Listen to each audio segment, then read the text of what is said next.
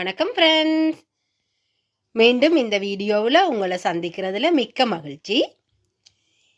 இன்றைக்கு நான் இந்த குளிர்காலத்துக்கு ஏற்ற மாதிரி நல்ல மொறுமொறுப்பான சுவையான உரைப்பான அதாவது ஸ்பைசியான ஒரு ரெசிபியோடு தான் வந்திருக்கிறேன்.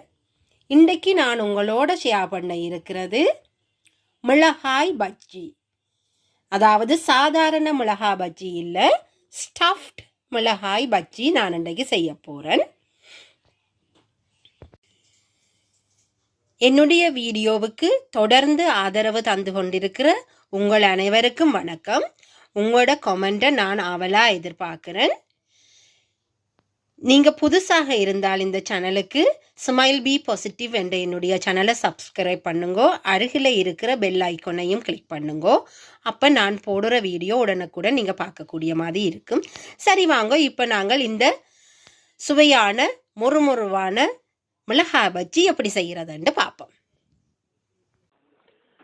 ஃப்ரெண்ட்ஸ், இதில் நான் அவித்து எடுத்து வைத்திருந்த பஜ்ஜிக்கு தேவையான அளவு உருளைக்கிழங்க நான் இப்போ இதில் அவித்து எடுத்து வைத்திருக்கிறேன்.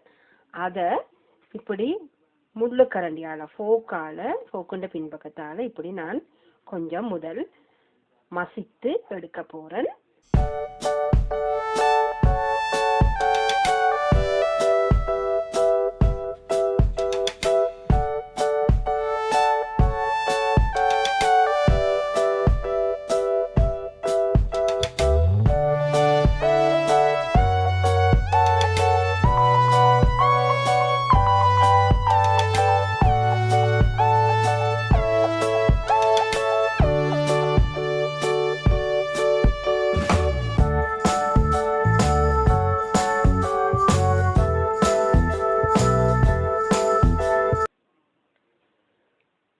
பாருங்க, நாங்கள் போட்ட அந்த ட்ரை இன்க்ரீடியன்ஸ், அந்த பவுடர் எல்லாமே இந்த உருளைக்கிழங்கோட மிக்ஸ் பண்ணப்பட்டுட்டு ஒருக்கா உப்புண்ட டேஸ்ட்டை நீங்கள் பாருங்க. தேவையண்டா இன்னும் கொஞ்சம் ஆட் பண்ணுங்க. இந்த பஜ்ஜிக்குரிய ஸ்டஃபிங் வைக்கிறதுக்கு மிளகாயை நான் கட் பண்ணி எடுக்கிற விதத்தை நான் இப்போ உங்களுக்கு காட்ட போகிறேன். இந்த காம்பு பகுதியை நான் அகற்றுறேன். நான் சில பேர் அதோட நீங்கள் அப்படியே செய்கிறது உள்ளுக்கு ஸ்டஃபிங் வைக்காட்டிக்கு இப்படி மெதுவாக இதில் இருக்கிற இந்த விதை பகுதியை எடுத்து விடுங்கோ.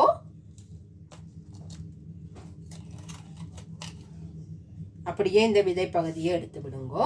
எடுத்துட்டு இந்த கத்தியினுடைய நுனியால கொஞ்சம் அப்படியே ஒரு சைட்டுக்கு மட்டும் வர மாதிரி ஒரு கீரல் மட்டும் போட்டுங்கோ. ஃபுல்லாக இல்லை, ஒரு இவ்வளவு தூரம் போட்டிங்கன்னா நாங்கள் இதை இப்படி ஓப்பன் பண்ணி அந்த ஸ்டஃபிங்கை வைக்கலாம். ஃப்ரெண்ட்ஸ், இப்போ பாருங்கோ, நான் எடுத்து வச்சிருந்த ஸ்டஃபிங்கும் ரெடியாக இருக்குது. இதில் அந்த மிளகாயையும் நான் வெட்டி வச்சிருக்கிறேன். இதில் சில மிளகாய் நீளமாக இருந்தபடியால் ஹாஃபாக எடுத்து அந்த அடிப்பகுதி புரிம்பா நுனிப்பகுதி புரிம்பா நான் இப்படி வெட்டி வச்சிருக்கிறேன். இப்ப அந்த ஸ்டஃபிங்கை நான் வைக்க போறேன்.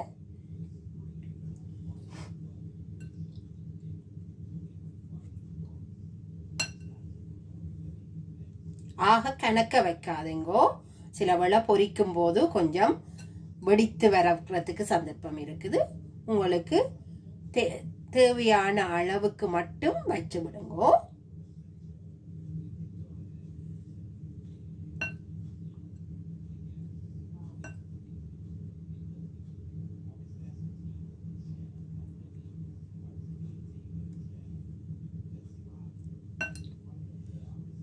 சைட்டாலையும் கொஞ்சம் வச்சிங்களா அந்த சைட்டும் கொஞ்சம் ஸ்டஃபிங் எல்லாம் ஃபில் ஆகி இருக்கும்.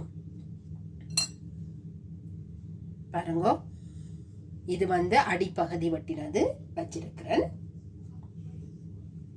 இது நுனி பகுதிக்குரியது. எங்களுக்கு இந்த பாட்டுக்கு கணக்க வைக்க இயலாது. ஆனபடியா கொஞ்சமா அந்த சைட்டுக்கு வைப்போம்.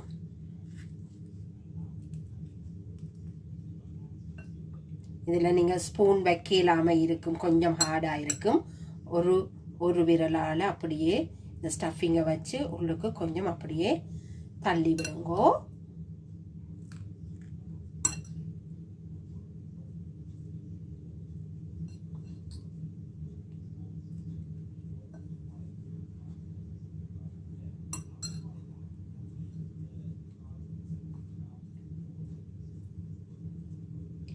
பாருங்க, தேவையான ஸ்டஃபிங் எல்லாமே வச்சாயிட்டு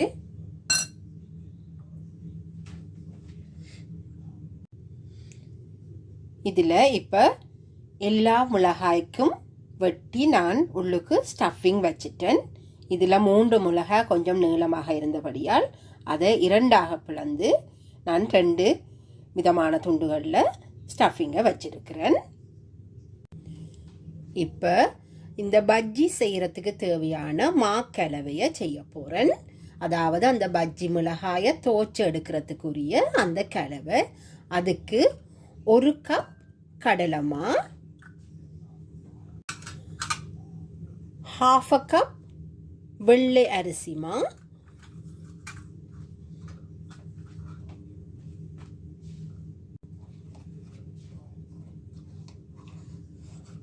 2 டீஸ்பூன் கார்ன்ஃப்ளவர் எடுத்திருக்கிறேன்.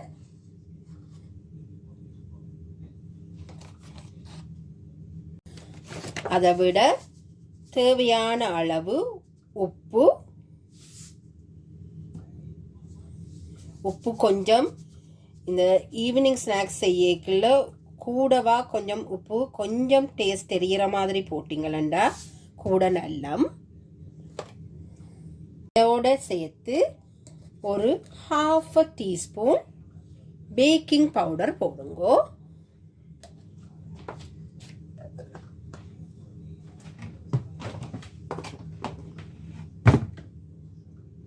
இப்போ இது எல்லாத்தையும் முதல் ஒருக்கா மிக்ஸ் பண்ணிட்டு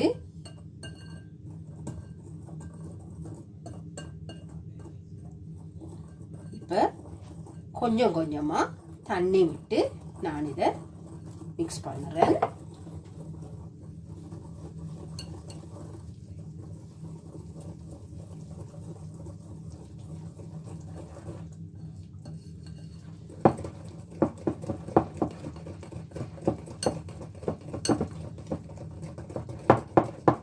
தொடக்கத்திலேயே கணக்க தண்ணி விடாமல் அளவாக பார்த்து விட்டீங்களா கூட நல்லது. இப்போ கொஞ்சம் கலராக இருக்க வேணுமென்றதுக்காக ஒரு விரல் அந்த உங்களோட விரலால் நுள்ளுற அளவுக்கு கொஞ்சமாக மஞ்சள் கொஞ்சம் சேருங்கோ.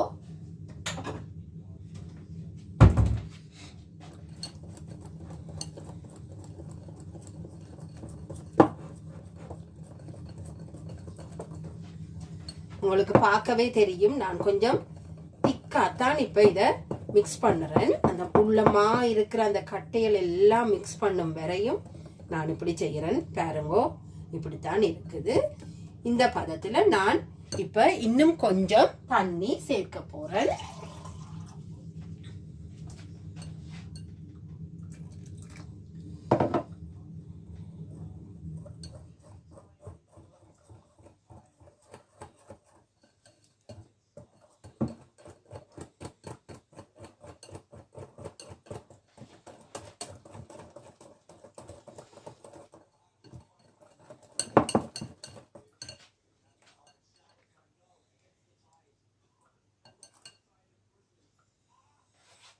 பாருங்கோ, இப்போ இந்த மா வந்து ரிப்பன் மாதிரி விழுகிற அந்த கன்சிஸ்டன்சி இருந்தால் சரியாக இருக்கும்.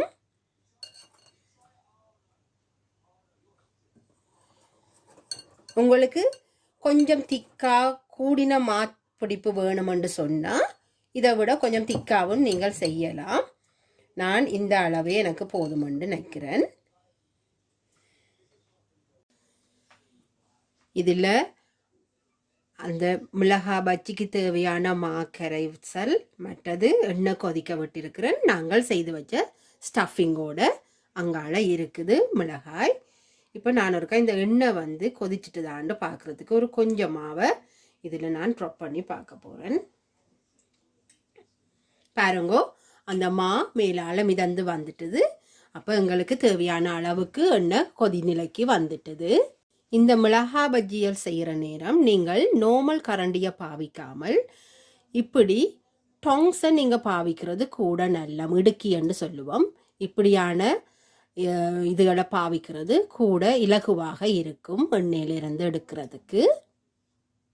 இப்போ எண்ணெய் கொதிநிலைக்கு வந்தபடியால் நான் இப்போ இதை மீடியம் ஹீட்டில் அடுப்பை வச்சுக்கொண்டு நான் இந்த மிளகாயில் ஒவ்வொன்றாக கணக்க போட்டால் அது எல்லாமே குமைந்து வந்துவிடும். ஆனபடியாக நான் ஒன்று அல்லது 2 அளவை பொறுத்து பார்த்து போட போகிறேன். பாருங்கோ, இதுக்குள்ள இந்த மாவுக்குள்ள நான் 2 விரல் மட்டும்தான் நான் யூஸ் பண்ணுவேன் எப்போவுமே இந்த இது செய்யக்குள்ள. அல்லது உங்களால் முடிந்த அந்த டொங்காலையும் யூஸ் பண்ணலாம். நான் இப்படி 2 விரலால் தான் இதை யூஸ் பண்ணுறேன். இப்படி இதை எடுத்து அப்படியே அந்த இதோடையே கொண்டு வந்து இந்த எண்ணெய்க்குள்ள போடுவோம். இப்போ இன்னும் ஒரு மீடியம் சைஸான பஜ்ஜியை நான் இதுக்குள்ள போடுறேன்.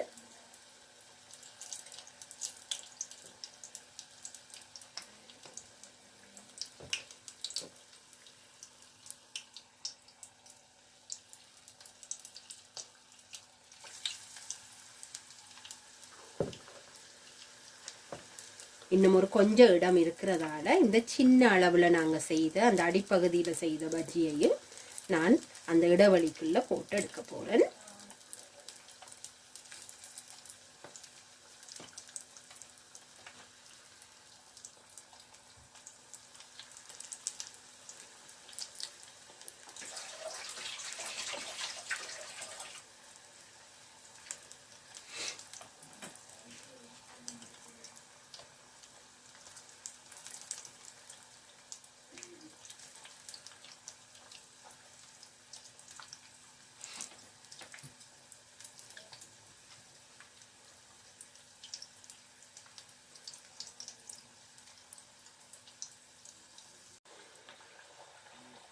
பாருங்கோ, நாங்கள் போட்ட இந்த பஜ்ஜி எல்லாம் இப்போ சிவத்து பொன்னிறமான கலருக்கு வர தொடங்கிட்டுது.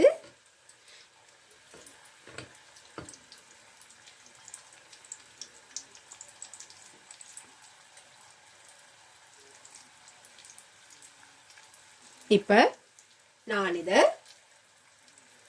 ஒரு கிச்சன் டவலை போட்டு அந்த எண்ணெயெல்லாம் வடிகிறதுக்கு ஏற்ற மாதிரி ஒரு டவலை போட்டு அதில் நான் இது எல்லாத்தையும் இப்போ எடுக்கிறேன்.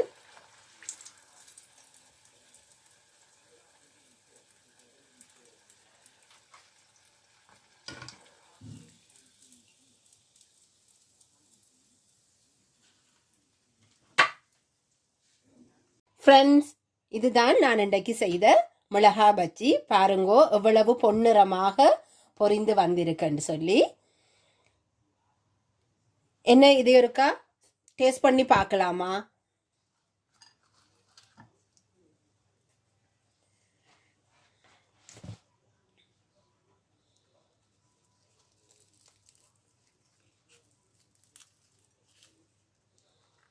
பாருங்கோ, உள்ள ஸ்டஃப்ட் இருக்குது, அப்படியே மிளகாயும் இருக்குது, ஒன்றுமே வெளியில் வராமல் நல்ல வடிவாக பொரிந்து வந்திருக்குது. சுவையும் மிக அருமையாக இருக்குது. இந்த வீடியோ உங்களுக்கு பிடிச்சிருந்தா நீங்களும் செய்து பாருங்கோ. என்னுடைய சேனலுக்கு சப்ஸ்கிரைப் பண்ணலையேண்டா சப்ஸ்கிரைப் பண்ணிக்கொள்ளுங்கோ. அருகில் இருக்கிற பெல் ஐக்கனையும் கிளிக் பண்ணிக்கொள்ளுங்கோ. மீண்டும் இன்னொரு வீடியோவில் உங்களை சந்திக்கிற வரைக்கும் தேங்க்யூ, பாய்.